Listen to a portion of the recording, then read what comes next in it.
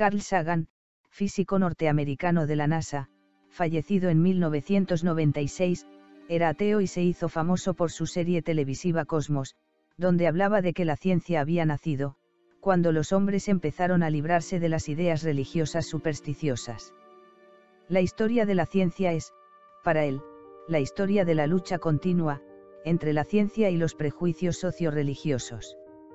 Según su opinión, la religión y concretamente la religión cristiana, frenó el progreso científico. Según él, ser religioso es sinónimo de ser atrasado, anticuado y supersticioso.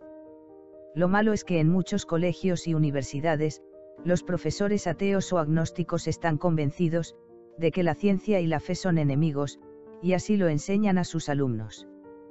Dicen que la ciencia hace tiempo ha arrinconado y superado las ideas religiosas, basadas en creaciones de la mente, para dar explicaciones humanas a fenómenos incomprensibles, que ahora la ciencia ha podido resolver, dejando superadas esas ideas.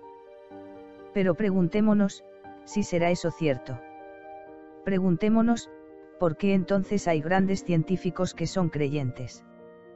Preguntémonos también, ¿por qué muchos grandes sabios han sido ateos y después, a través de la ciencia, han encontrado a Dios?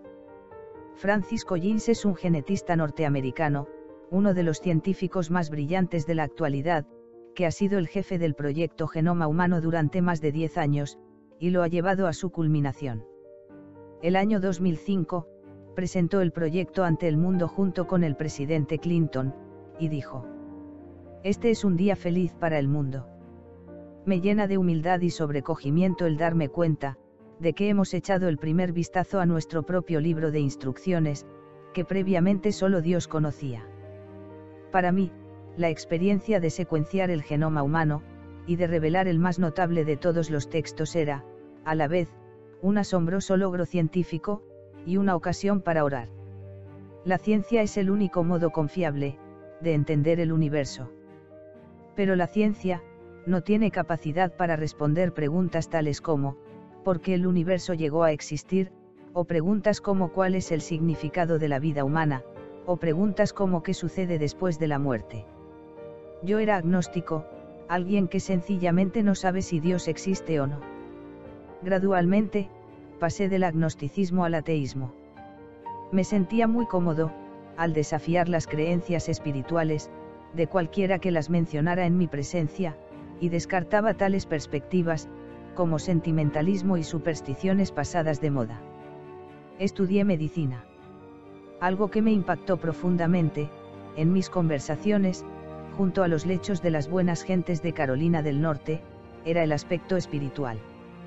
Fui testigo de numerosos casos de individuos, cuya fe les daba una fuerte seguridad y paz absoluta, ya fuera en este mundo, o en el siguiente, a pesar del sufrimiento que, en la mayoría de los casos, les había llegado sin que ellos hubieran hecho nada para ocasionárselo. Un día, una viejecita que sufría diariamente, por una severa e intratable angina de pecho, me preguntó qué era lo que yo creía. Sentí que mi cara enrojecía, mientras balbucié, no estoy seguro. Ese momento me persiguió durante varios días. Me preguntaba, si acaso no me consideraba a mí mismo un científico. Me preguntaba también, si sacaba un científico conclusiones sin considerar los datos. Y si podría existir una pregunta más importante en toda la existencia humana, que si existe Dios. De repente, todos mis argumentos parecían débiles, y tuve la sensación de que el hielo bajo mis pies, se estaba quebrando. Caer en la cuenta de esto, fue una experiencia totalmente aterradora. Al principio, confiaba en que una investigación completa, sobre la base racional de la fe, negaría todos los méritos de creer, y reafirmaría mi ateísmo. Pero decidí mirar los hechos, sin importar el resultado. Empecé un viaje de exploración intelectual, para confirmar mi ateísmo, que ahora estaba en ruinas, ya que el argumento de la ley moral, y muchos otros temas, me forzaban a admitir la posibilidad de la hipótesis de Dios. El agnosticismo, ahora me parecía un refugio seguro de segunda mano, y como una gran evasiva. La fe en Dios, ahora me parecía más racional que el no creer. También me quedó claro, que la ciencia no me llevaría lejos para resolver la cuestión de Dios. Si Dios existe, debe estar fuera del mundo natural, y por tanto, las herramientas de la ciencia, no son las adecuadas para conocerlo. La decisión final tendría que estar basada en la fe, no en la evidencia.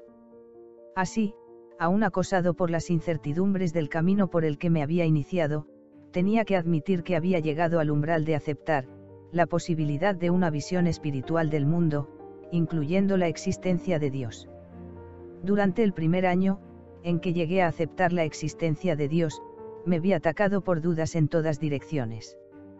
Pero me sentí aliviado, al comprobar que no existía objeción alguna, en mi lista que no hubiera ya sido aún más fuerte, y claramente expresada por otras personas a lo largo de los siglos. Uno de los escollos más importantes para muchos buscadores honestos, es la innegable evidencia, a lo largo de la historia, de que se han hecho cosas terribles en nombre de la religión. Pero hay que recordar también, que se han hecho cosas maravillosas en nombre de la religión.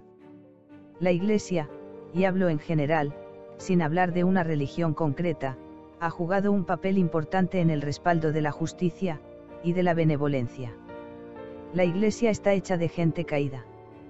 El agua pura y limpia de la verdad espiritual, está colocada en contenedores oxidados.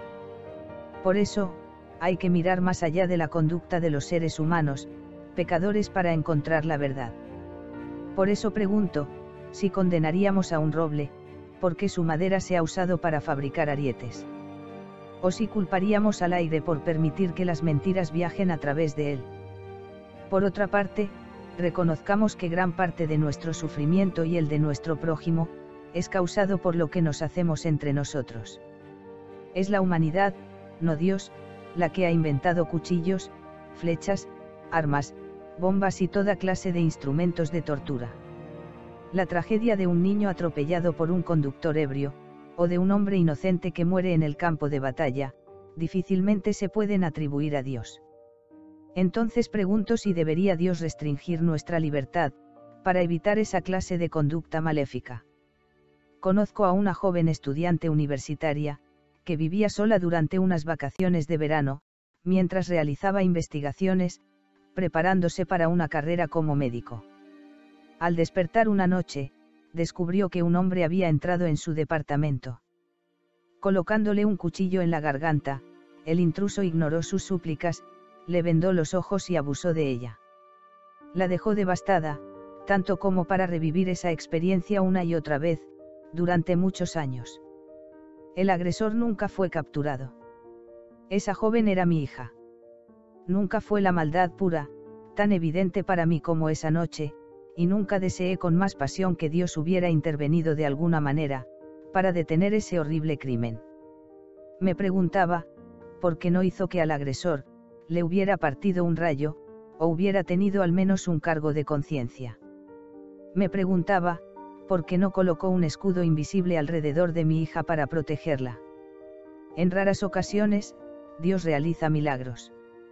Pero en la mayoría de las veces la existencia del libre albedrío, y del orden en el universo físico, son hechos inexorables. En mi caso, la violación de mi hija fue un reto, para que yo tratara de aprender el verdadero significado del perdón, en una circunstancia terriblemente desgarradora. Quizás fue una oportunidad, para que yo reconociera que en realidad, yo no puedo proteger a mis hijas de todo el dolor y sufrimiento. Tenía que aprender a confiarlas al amoroso cuidado de Dios. Ciertamente, mi hija diría que esta experiencia le dio la oportunidad y la motivación, para aconsejar y reconfortar a otras personas, que han sufrido esa misma clase de asalto. Tras 28 años como creyente, la ley moral sigue siendo para mí la más clara señal de Dios. Más que eso, apunta hacia un Dios que se preocupa de los seres humanos, un Dios que es infinitamente bueno y santo. No hay oposición entre la ciencia y la fe. Porque un mismo Dios ha creado a ambas. Pero para muchos todavía es como una lucha sin tregua, entre la mente y el corazón. Muchos materialistas creen que los avances de la ciencia, hacen que la religión se quede obsoleta, y afirman que estaríamos mejor sin Dios y sin religión. Otros creyentes, ante estas ideas, ven los avances de la ciencia como peligrosos, sobre todo, cuando van directamente contra la moral, como las investigaciones con embriones humanos, la clonación, etc. Entonces pregunto, si daremos la espalda a la ciencia porque a veces se opone a la moral. Pregunto, si daremos la espalda a la fe, considerando algunas actitudes poco cristianas, de los creyentes o creyendo que no es necesaria. Ambas opciones son peligrosas. Ambas niegan la verdad del Dios creador. Por eso, debemos aceptar que el Dios de la Biblia, el Dios que vino a la tierra como uno de nosotros, y permanece siempre a nuestro lado en la Eucaristía, es el mismo Dios del genoma humano, y el creador de las leyes del universo, que los científicos tratan de descubrir. Lo importante es saber que Dios quiere la ciencia y la fe. Ama a los científicos, y ama a los creyentes, porque todos son sus hijos. Y desea que todos, como hermanos, se den la mano, y crean en Él, y lo amen, descubriendo admirados las maravillas, que ha dejado en la creación. Dios es amor, y nos ama a cada uno. Por eso, la fe y la ciencia son dos alas, para volar hacia el único Dios que nos espera más allá de las estrellas.